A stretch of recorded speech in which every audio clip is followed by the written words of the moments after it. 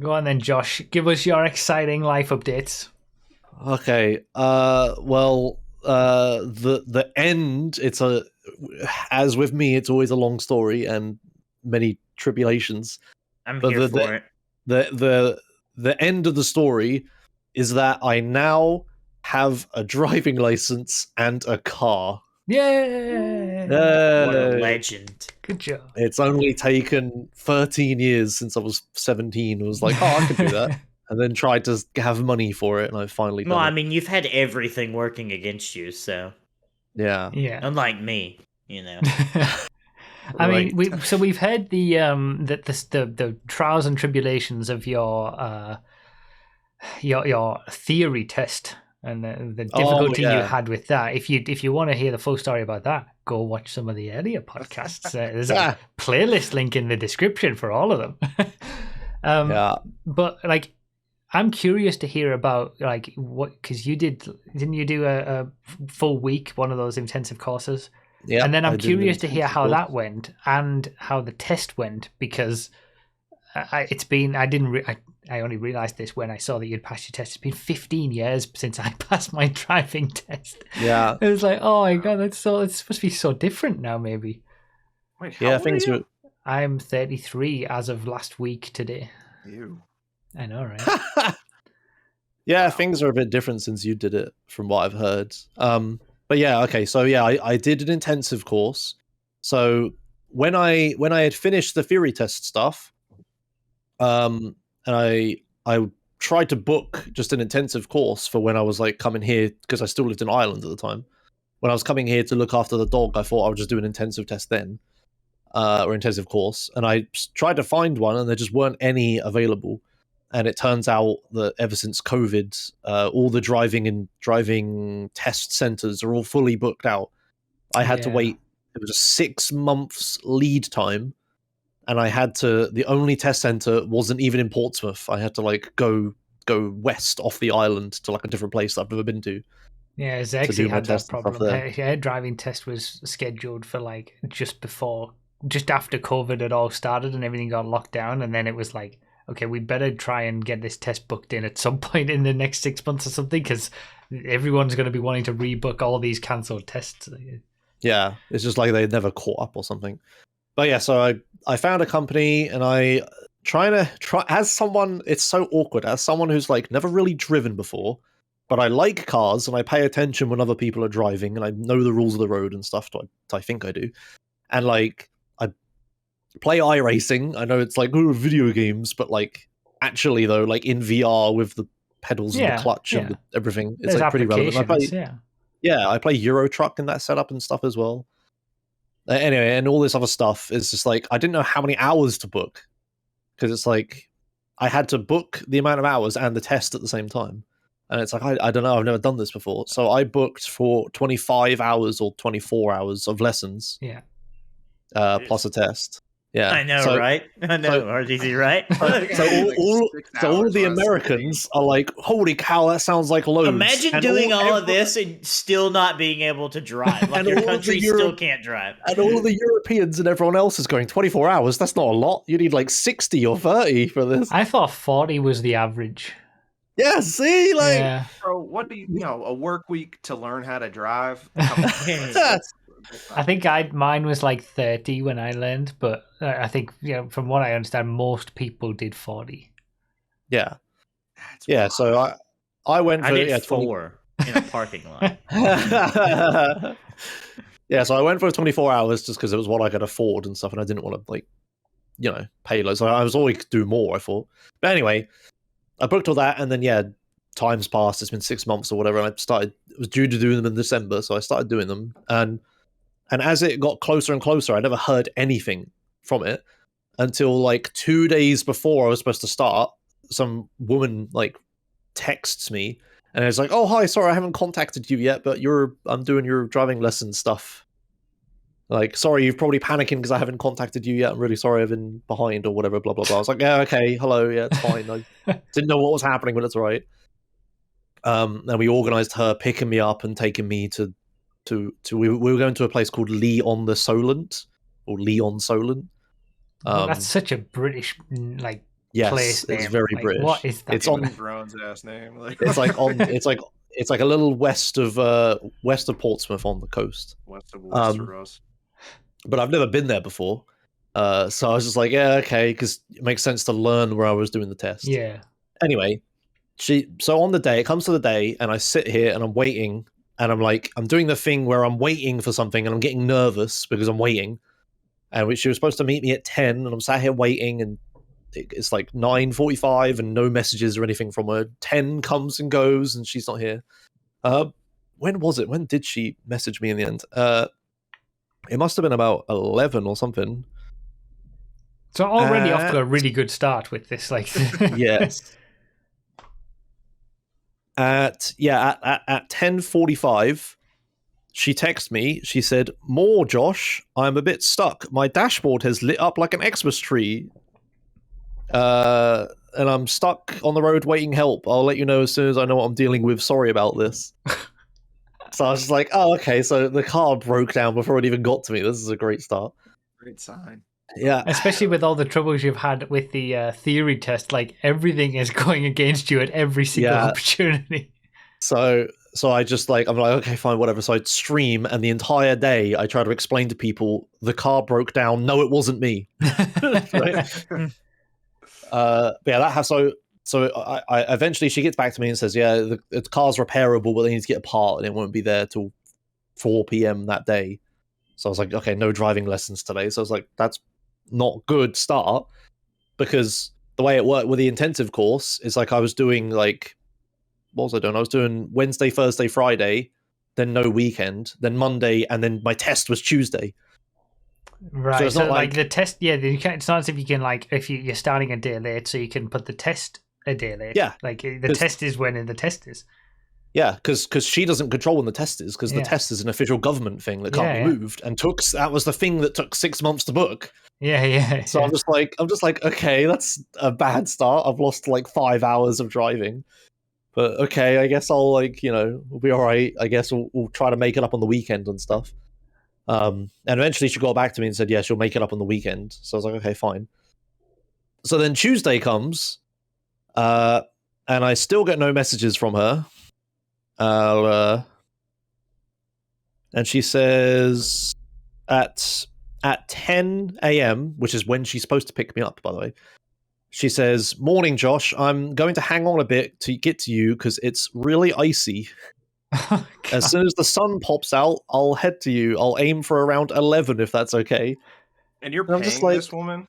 Yeah, to teach me how to drive. And I'm just like, it's a bit icy. My mum just drove to work. It can't be that bad. Why don't your parents teach you? Why can you not do that? Can you not just have someone else teach you? Is that not some licensing stuff? I mean, I think you can, but yeah. my parents didn't want to, and I don't want my mum teaching me. And there's hopefully she doesn't watch the podcast. No, she's a good driver. She's a bad teacher, and we both know this. It's fine. But instructors also teach you, even if you've gotten taught by your parents, usually you have a few hours with an instructor as well, because they're also teaching you how to pass the test specifically. There's all the nuances and things that you've got to make sure that you do to make sure that you don't fail.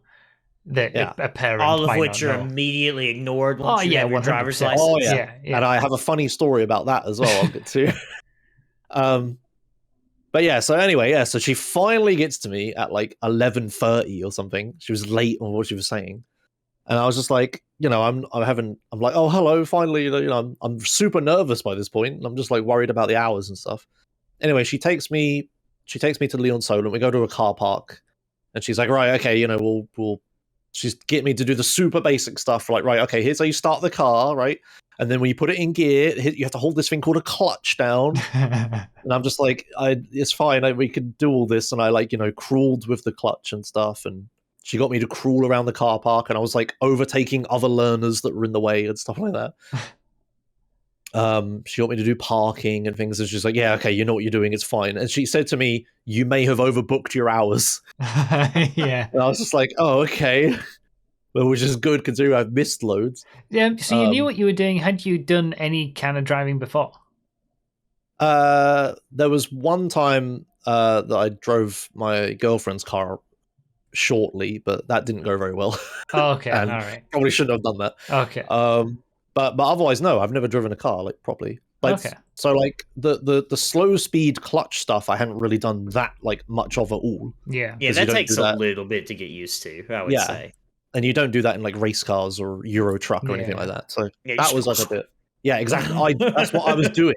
I was like, when I was changing gear, I do like that, and she's like, "You need to slow that down. Stop double clutching, Josh. Stop. Stop." Yeah.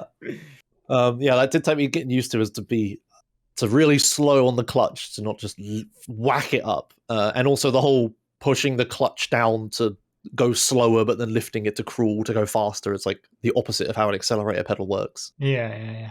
So that took a little bit to get, but yeah, I was like fine. I wasn't like stalling the car constantly, and I was driving around the car park and stuff. Yeah, I won't lie, I have stalled quite a few times.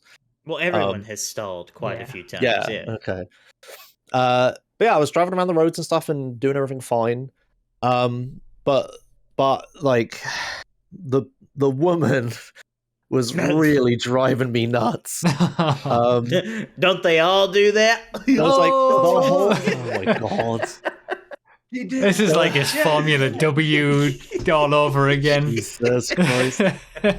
I didn't care what it was, a woman or anything, but she was just kind of a bitch. Like, I don't know how to put it. So I like how you waited this long to tell us this. That would be what I would open with. So I thought, it's like, this woman was kind of a bitch. She was like the type of person that's like a thinly veiled asshole. Right? It was like she's all happy and stuff on the surface and being all pleasant and stuff like that. And as soon as anything goes wrong, she's like immediately angry about it. Is she like a good vibes only kind of person? Yeah. But so it was like, so driving around and stuff was fine, and like, you know, she was getting me to be all safe, and like where I live in Portsmouth, the type of driving that I'm used to is like, so for reference, Portsmouth is the most densely populated island city in the world, and like one of the most densely populated cities in England. It's like super cramped here. Like the cars are like, there's no room anywhere, and everything's squeezing past each other. So I'm used to being like super close. The entire time I was driving, she was freaking out that I was too close to the cars at the time, like to the left, and like, you know, cutting fit. And like there were times where I had to, like, she wanted me to give way when I'm like, no, I can fit through there. What are you talking about? And stuff like that. Like down, watch this. Yeah. So I had to get into the habit of driving like way safer and like more margins than I was used to and things. But then like that was fine. Like that's all well and good. Like, yeah, get me to drive safe for my test and stuff. That makes sense. But there was one time where I actually got so angry I considered getting out of the car.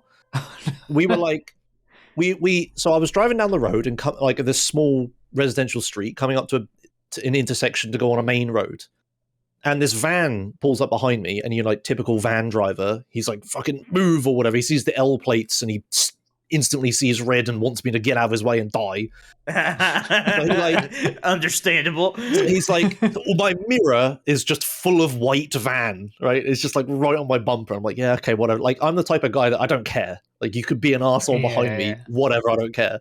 So I'm just driving my own speed, you know, doing all it fine. And then she's just like, oh, that guy behind you really wants to get past. Oh, and she was like worried about him or whatever. And I'm just like, we're learning. I don't give a shit. So I come up to this intersection, and there's like a van driver right on my ass. And I'm like looking around the intersection. There's cars going past and stuff. And I'm looking, waiting for a gap. And then at one point there is a gap. And I get ready to go. And I sort of fumble the clutch a little bit. And then as I'm doing it, another car comes out of an alleyway, like another side road, and starts driving towards me. And then I go, whoop, and then I stop. And I'm like, oh, it's okay, I'll wait. And I'm thinking like, yeah, I'll just do the safe thing. You know, I kind of lost control. I got out of sync with the pedals and stuff. I was panicking or whatever. Not full on panic, but like, you know, I lost control of the situation. Because you're learning, yeah. Yeah, so I was like, okay, I'll just do the safe thing, reset and try again.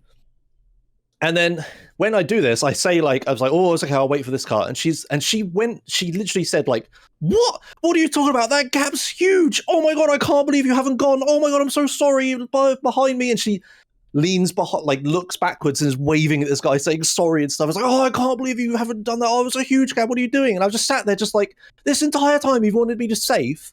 And I've done the safe thing and waited. Sure, it's slow, but like, who cares, right? Oh my god, I would be dumping the clutch. I'd be burning rubber. I'd be sliding everywhere. I'd be pulling the handbrake. She would be panicking.